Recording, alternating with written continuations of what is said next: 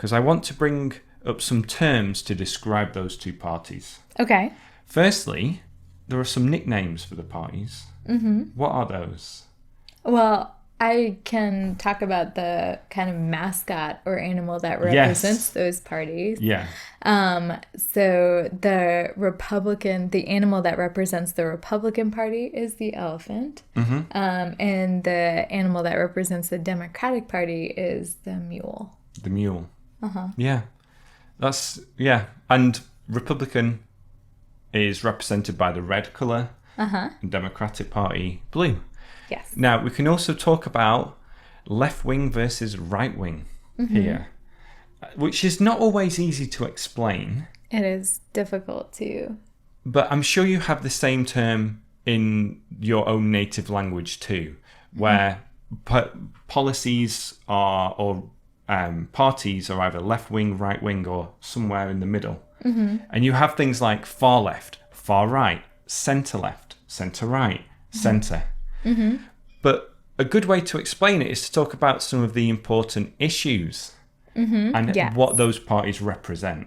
True. And also another word that we often use as an adjective for describing that divide is that people who are more right-wing are conservative and people who are more left-wing are liberal. Yeah.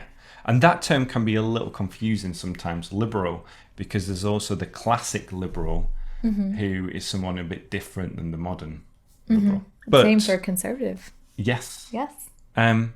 So issues. Whenever there is an election, there are certain issues that come up that people want to talk about. Now, this year, the coronavirus is a big issue, but we also have other things like the economy, foreign policy, healthcare, and immigration. Yes. So those are 4 issues that both parties want to put their side forward. So let's just take the economy. I think one of the big differences between the two parties is that the Democratic Party, when it comes to the economy, they want to tax the rich and give that money to the poor. It's very simplistic. Yeah, or use that taxation to fund public programs. Yes, and welfare.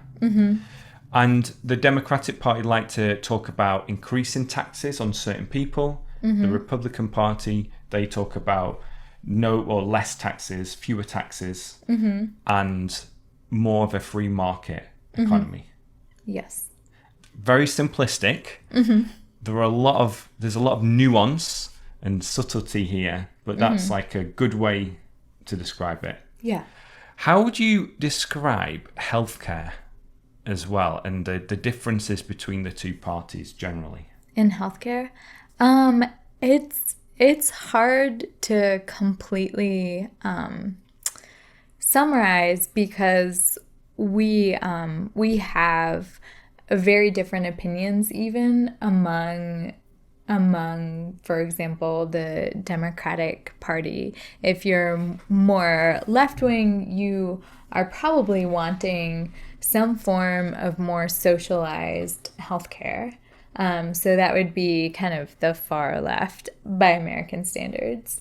And then the center left is in support of what was called Obamacare, which made certain rules about insurance companies that everyone had to be insured, and also funded more people to get insurance in various ways.